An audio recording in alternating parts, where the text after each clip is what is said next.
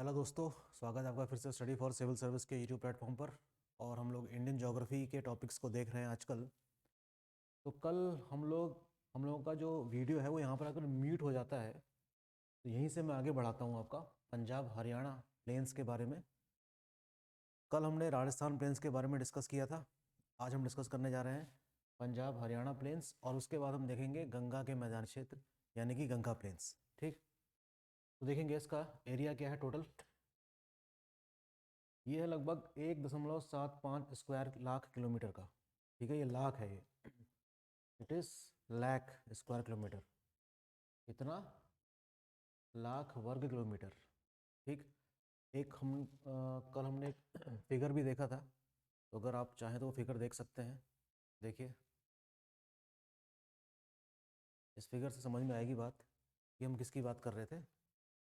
ये तो रहा राजस्थान प्लेन्स जो हमने कल डिस्कस किया था, और ये है आपका पंजाब हरियाणा प्लेन्स, और ये है जो आज की हमारी चर्चा रहेगी गंगा प्लेन्स, जो कि 3 पार्ट में डिवाइड है। ठीक, तो पढ़ते हैं पंजाब हरियाणा प्लेन्स के बारे में सबसे पहले। ओके, आइए देखते हैं पंजाब हरियाणा प्लेन।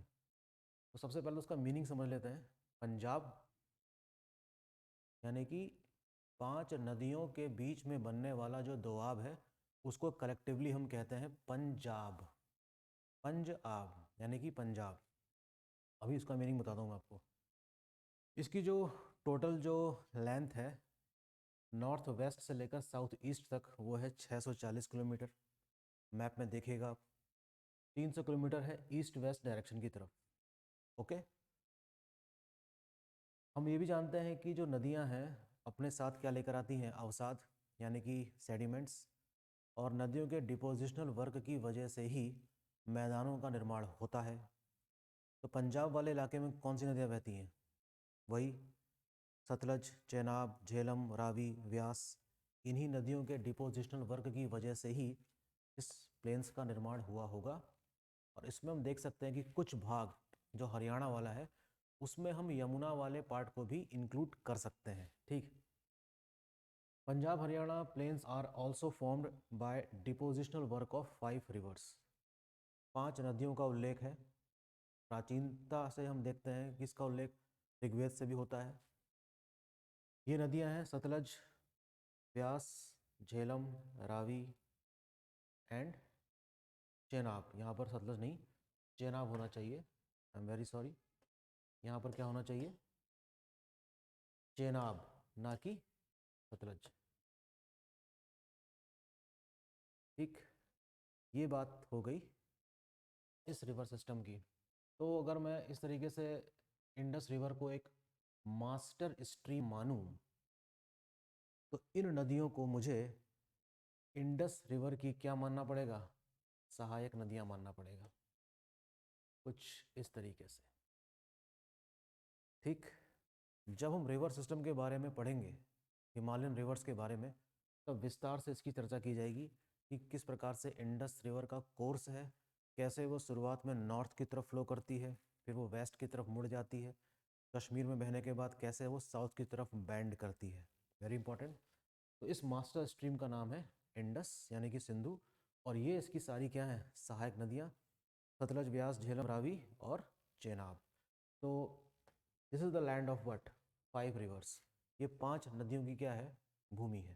ठीक है, 5 नदियों की भूमि अर्थात पंजाब। बात समझ में आ रही होगी आपको।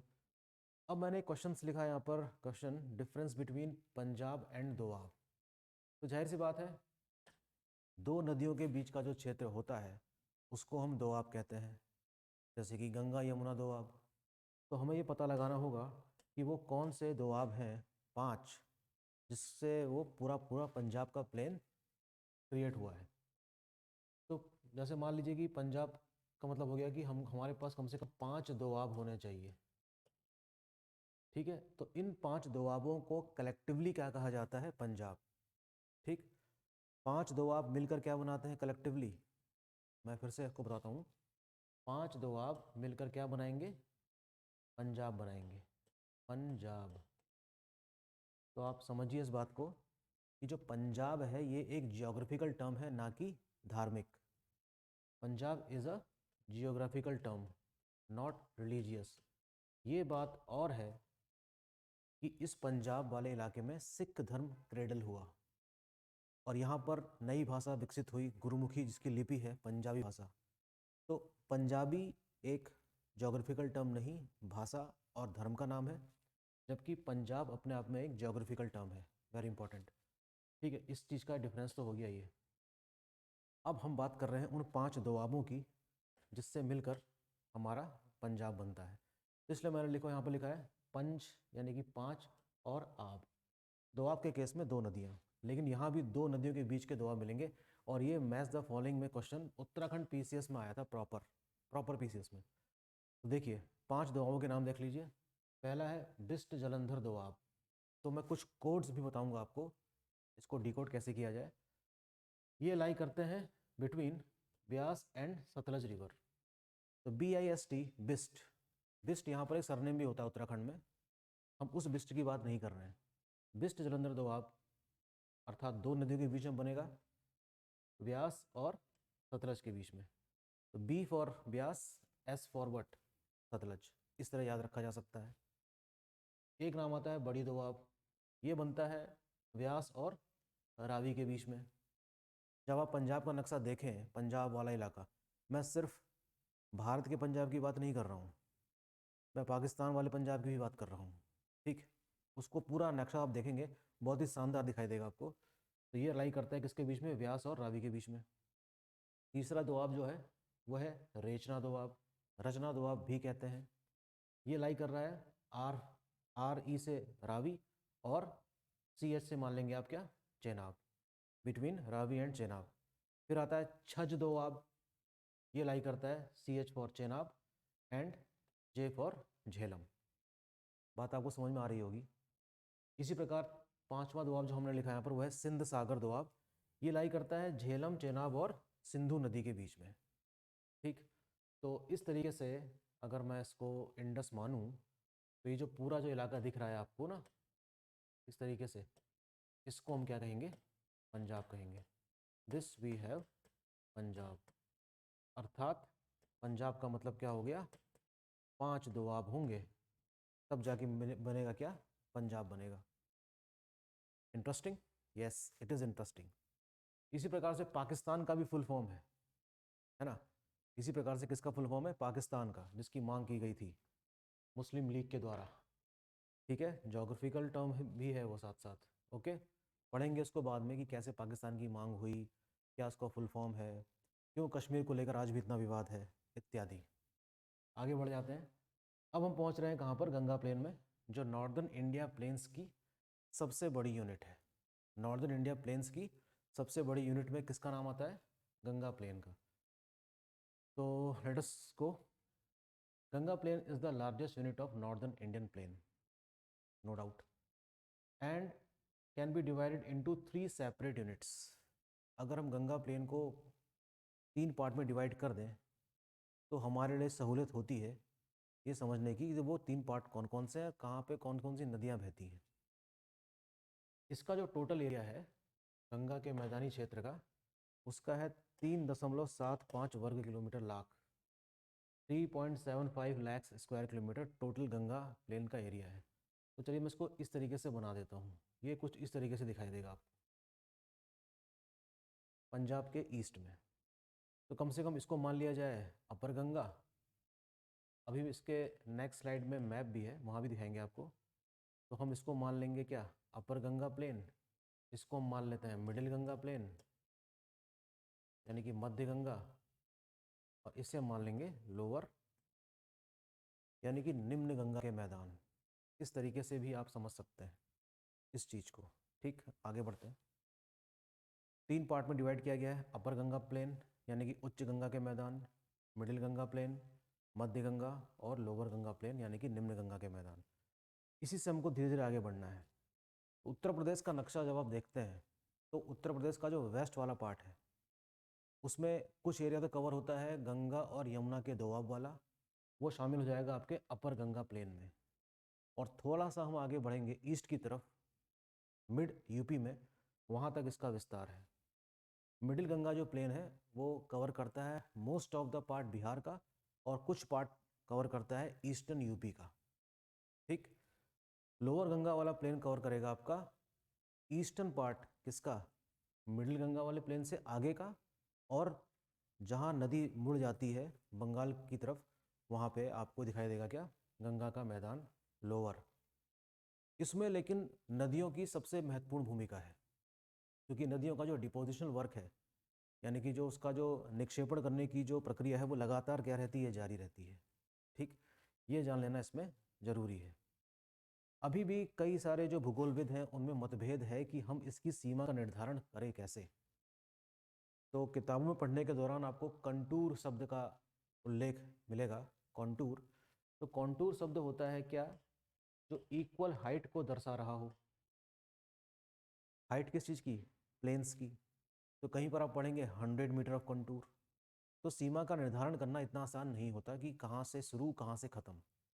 तो इसलिए भूगोलविद इस नतीजे पर पहुँचते हैं कि इसकी कोई स्पष्ट सीमा नहीं होती कि कौन सा मैदान कहाँ पे ख़त्म हो रहा है और कहाँ से दूसरा मैदान शुरू हो रहा है। तो उसके लिए हम कह सकते हैं कि एक मैदान दूसरे मैदान वाले क्षेत्र में मर्ज कर जाता है।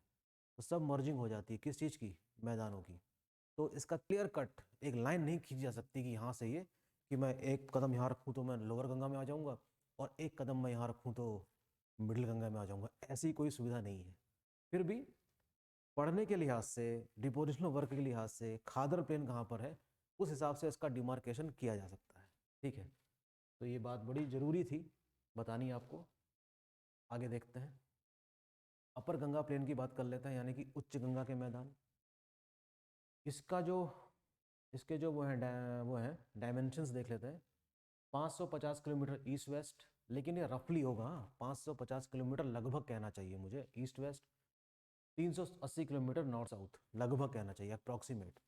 तो अप्रॉक्सीमेट एरिया भी इसका होना चाहिए लगभग कितना, 1.49 लाख स्क्वायर किलोमीटर। काफ़ी बड़ा एरिया कवर कर रहा है। एलिवेशन यानी कि जो ऊंचाई होगी इस प्लेन की, वो कहीं कहीं पर 100 मीटर की है और कहीं कहीं पर कितनी है, 300 मीटर। जैसे कि मान लीजिए कि कहीं पर 100 मीटर है तो कहीं पर कितना होगा, 300 मीटर होगा। कुछ इस तरीके से। तो ये किसको दिखा रहा है, एक प्रकार से आपने शब्द सुना होगा जिसको हम कहते हैं ग्रेडियंट। ठीक है, ग्रेडियंट कितना है। ठीक, तो ग्रेडियंट भी क्या है, आखिर कितने किलोमीटर आगे जाकर हमें कुछ सेंटीमीटर्स की ढलान देखने को मिलेगी।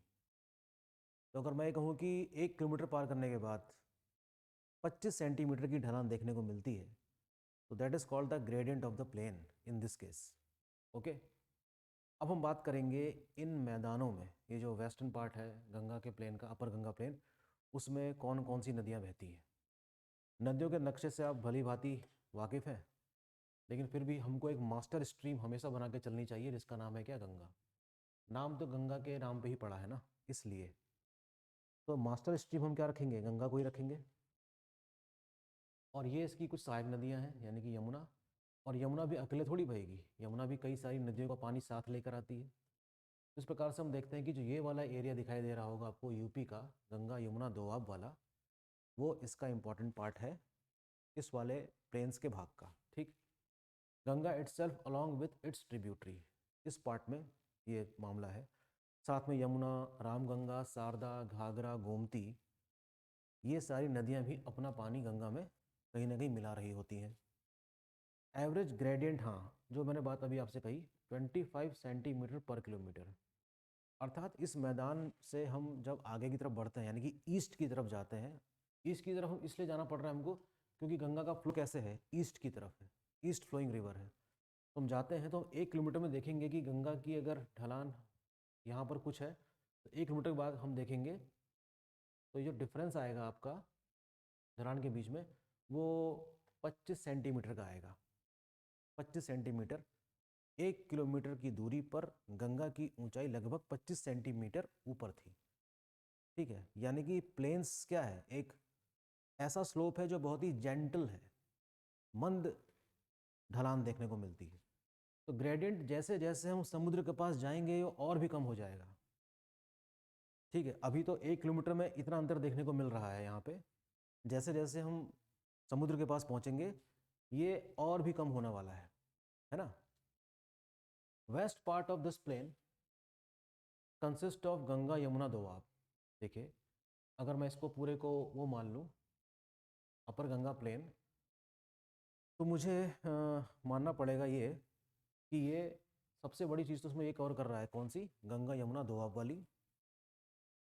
And to the east we have Rohilkhand plains merge into Awadh plain. ये देखिए, मर्ज करने वाली बात कही गई है इसमें। जैसे जैसे हम ईस्ट की तरफ जाते हैं तो देखते हैं कि हमारी मुलाकात किससे होगी? रोहिलखंड के मैदानों से, जो बरेली वाला क्षेत्र है, मुरादाबाद वाला क्षेत्र है, उसको रोहिलखंड प्लेन के अंतर्गत रखा गया है। उसके साउथ में हम जाते हैं तो हमारी मुलाकात किससे होती है? अवध प्लेन में। तो ये प्लेन उससे मर्ज हो जाता है। अवध वाला जो मैदान है वहाँ भी कई सारी नदियाँ बहती हैं। गंगा तो खैर बहते हुए जाएगी ही समुद्र तक, और भी कई नदियों का पानी उसमें लगातार मिलता रहता है। ठीक, जब हम ड्रेनेज सिस्टम पढ़ेंगे इंडिया का, then we came to know what I am talking about actually. Fine, तो इंतज़ार करिए उस लेक्चर का भी, सब कुछ समझ में आएगी बात आपके। ओके। अच्छा हाँ, ये एक मैप है, इसको मैं थोड़ा सा मैग्नीफाई करके दिखाना चाहूँगा कि आखिर हम बात कर किस चीज़ की रहे थे। मेरे को तो बहुत ही रफ फिगर दिख रहा है, हो सकता है आपको स्क्रीन पर अच्छा दिख रहा हो आपकी मोबाइल्स में। दरअसल यही था वो जो मैं आपसे कहना चाह रहा था। तो हम मान लेते हैं कि गंगा की जो मेन स्ट्रीम है वो कुछ इस तरीके से है, मैं रफली बना रहा हूँ। और यहाँ से क्या है, आपकी यमुना मर्ज कर रही है किसमें? इलाहाबाद में, गंगा में। और यमुना भी कई सारी नदियों का पानी लेकर आई ही होगी। तो इस प्रकार से हम देखते हैं कि गंगा को सिर्फ यमुना का ही नहीं, सिर्फ हिमालय नदी से ही नहीं, साउथ से भी बहुत सारा पानी मिलता है गंगा को। ठीक, और इस तरीके से गंगा आगे बह जाती है। ठीक है, रिवर सिस्टम को पढ़ते समय हम ये बातें पूरी आपके साथ सामने क्लियर करेंगे कि रिवर किस तरीके से आगे बढ़ती है, किस तरीके से डेल्टा बनाती है, किस तरीके से ऑक्सबोल लेक बनाती है। दरअसल river is one of the busiest physical feature. जहाँ से शुरुआत होती है नदी की, और जब तक समुद्र में नहीं पहुँच जाती तब तक कुछ ना कुछ निर्माण कार्य उसका जारी रहता है, नदी का। तो river is the busiest thing we can say. Okay, तो ये फिगर इस तरीके से आप देखेंगे। बेहतर है कि आप अपने एटलस को साथ लेके बैठें, तो आपको ज़्यादा बात समझ में आएगी।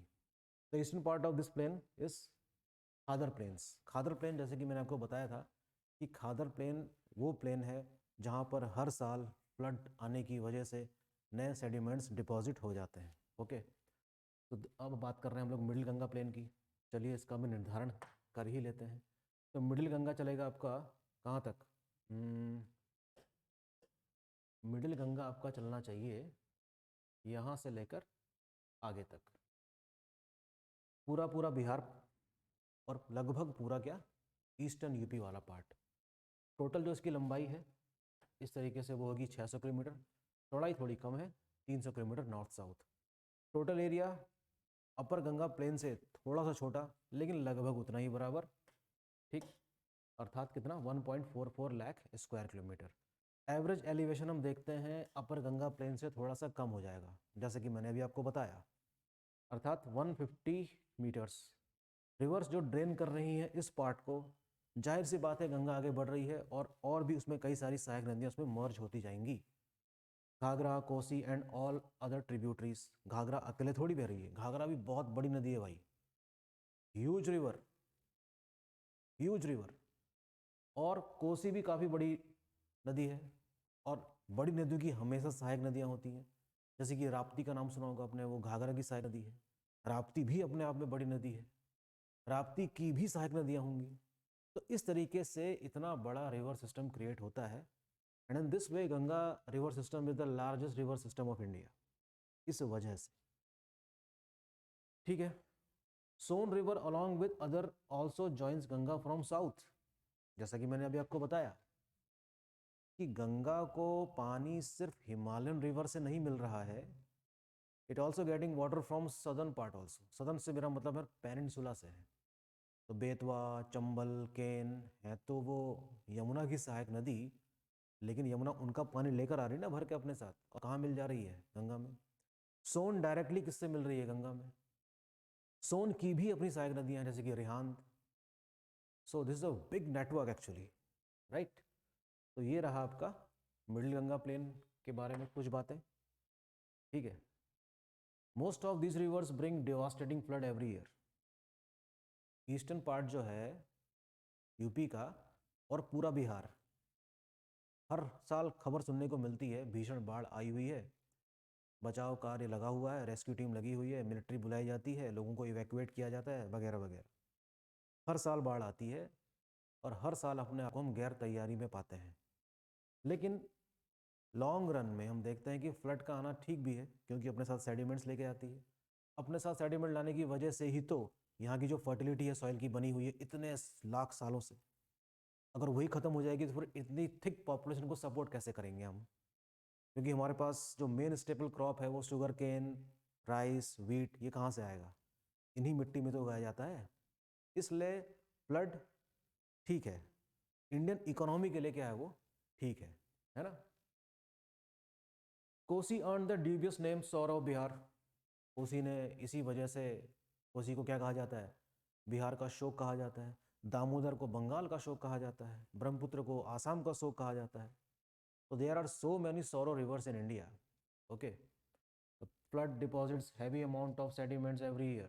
It means what? These sediments are very rich and supports large scale cultivation. Okay, this plain is further divided into this. अच्छा, जो ये मिडिल गंगा वाला जो प्लेन है हमारा, इसको हमने अपनी सुविधा के लिए, हमने क्या किया है, जो हमारे भूगोलविद हैं उन्होंने किया होगा, 3 पार्ट में डिवाइड कर रखा है। गंगा घाघरा दोआब, अर्थात गंगा और घाघरा के बीच का क्षेत्र जो यूपी में है। घाघरा गंडक दोआब जो यूपी और बिहार के बीच में है। और गंडक कोसी दोआब जो बिहार में है। इस वाले प्लेन्स को मिथिला प्लेन्स भी कहते हैं, जो बिहार में है। क्या कहते हैं? मिथिला प्लेन्स भी कहते हैं। ओके, मिथिला नरेश जनक कहाँ के थे? बिहार के थे। तो इस नाम से भी आप जान सकते हैं किसको? मिडिल गंगा प्लेन के 3 सब डिविजन्स। ओके, दरअसल ये जो चैप्टर है ये नदियों के पढ़ने के बाद आपको पूरी तरीके से क्लियर हो जाएगा। ठीक है, आगे बढ़ते हैं। लोअर गंगा प्लेन में, this plain stretches from east part of Bihar up to south part of West Bengal. ठीक, तो मुझे एक रफ फिगर बनाने दीजिए और देखिए हम किसकी बात कर रहे हैं। हम सीधे बात करते हैं गंगा को फ्लो करते हुए ऐसे।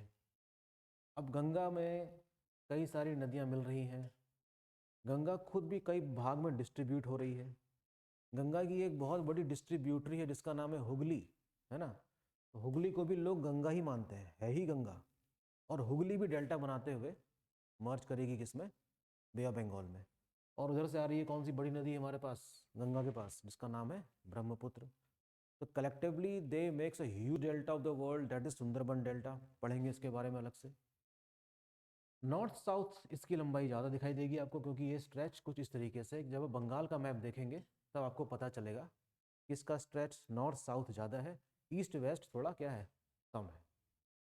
एरिया इसका उन दो अपर गंगा और लोअर गंगा के तुलना में काफ़ी कम है, 81,000 स्क्वायर किलोमीटर। ओके, थोड़ा कम है। एवरेज एलिवेशन सिर्फ 30 मीटर। जैसे जैसे हम नज़दीक पहुंच रहे हैं सागर के, हम देख रहे हैं कि जो एलिवेशन है प्लेन का वो लगातार क्या होता जा रहा है, कम। Rivers Ganga, Kosi, Mahananda and others, ये सारी यहाँ पर मिलकर क्या बनाती हैं, इस प्लेन्स का निर्माण करती हैं। बांग्लादेश में ब्रह्मपुत्र रिवर मिलती है और बांग्लादेश के डेल्टास, जो बांग्लादेश में जो डेल्टा वाला रीजन है वो आपको दिखाई देगा गंगा के साथ मिलते हुए। इंडिया के अंदर की हम बात कर रहे हैं, इसलिए मैंने यहाँ पर ब्रह्मपुत्र का जिक्र यहाँ पर नहीं किया है। लास्ट में हमने लिखा है सुंदरबन डेल्टा। तो सुंदरबन डेल्टा आप पता ही होगा आपको, बंगाल में है और उसका जो मुख्य भाग है वो कहाँ पर फैला हुआ है, बांग्लादेश में। सुंदरबन डेल्टा आपको पता ही है, वर्ल्ड का सबसे बड़ा डेल्टा है। डेल्टा क्या होता है? जब नदी की जो मुख्य धारा है वो कई सारी धाराओं में क्या है, बढ़ जाती है। ऐसा क्यों होता है हम इसको समझेंगे बाद में, ठीक है, कि ऐसा क्यों होता है कि नदी इतनी सारी धाराओं में बढ़ जाती है, क्यों नदी को इतनी सारी धाराओं में बढ़ जाना पड़ता है। इतना सारा सेडिमेंट्स लेकर आती है तो उसको ढोने की क्षमता क्या हो जाती है, लगभग खत्म हो जाती है। समुद्र भी पीछे धकेलता है किसको, लहरों के द्वारा नदी के पानी को, लेकिन किसी प्रकार से नदी पहुंचती तो है ही उसमें, अलग अलग धाराओं से मिलकर पहुंचती है, सेडिमेंट्स डिपॉजिट करते हुए पहुंचती है। और इसलिए हम देखते हैं कि कई सारे छोटे छोटे आइलैंड्स भी बन जाते हैं वहीं पे। आप देख सकते हैं मैप में मैग्नीफाई करके, आपको पूरी बात समझ में आएगी कि हम क्या कह रहे हैं। तो सुंदरबन डेल्टा का नाम आया है सुंदर होने से नहीं, यहाँ पर सुंदरी नाम के ट्री पाए जाते हैं। सुंदरी नाम के क्या पाए जाते हैं? वृक्ष, जो कि यहाँ बहुतायत में है। और ये एक किस प्रकार के वनों का उदाहरण है? ये एक मैनग्रोव फॉरेस्ट है। क्या चीज़ है ये एक मैनग्रोव फॉरेस्ट है। मैनग्रोव फॉरेस्ट आप जानते ही हैं, जिसकी जड़ें काफ़ी गहरी होती हैं। ठीक है, इसकी जड़ें क्या हैं? काफ़ी गहरी हैं। और ये जो हाई टाइड जब आती है तो उसको एब्जॉर्व करने में काम आता है मैनग्रोव फॉरेस्ट। ठीक, तो ये रही हमारी आज की चर्चा प्लेन्स के संबंध में। किताबें भी पढ़िए, पुराने पेपर भी देखिए, इस वाले पोर्शन से किस प्रकार के क्वेश्चन आ सकते हैं सर्च करिए। जिस दिन हम क्वेश्चन की सीरीज चलाएंगे तो इन सबसे संबंधित जो हम टॉपिक डिस्कस कर रहे हैं वो क्वेश्चन के माध्यम से आप तक पहुंचाएंगे। ओके, सो मेक श्योर कि आपकी तैयारी मुकम्मल रहे उस दिन के लिए जब हम टेस्ट सीरीज चलाएंगे यहाँ पे। Okay okay then, all the best, take care, पढ़ाई करते रहिए और जुड़े रहिए स्टडी फॉर सिविल सर्विस के साथ। और हमारे लेक्चर्स को फॉरवर्ड कीजिए, सब्सक्राइब कीजिए और डिफरेंस फील करिए इन लेक्चर्स को सुनने के बाद। ठीक है, ओके, मिलते हैं कल। Thank you.